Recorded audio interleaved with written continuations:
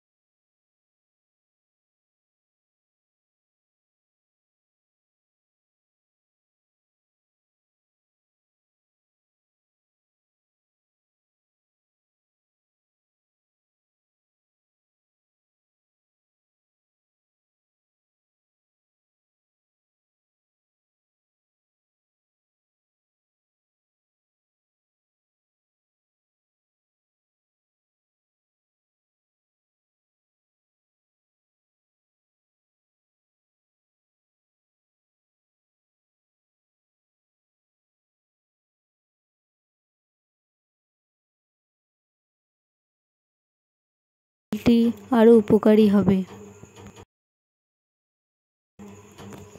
এবার আমি সমস্ত উপকরণের সঙ্গে তেলগুলোকে মিক্স করে দিচ্ছি এবং তেলটাকে এবার ফোটানো হবে।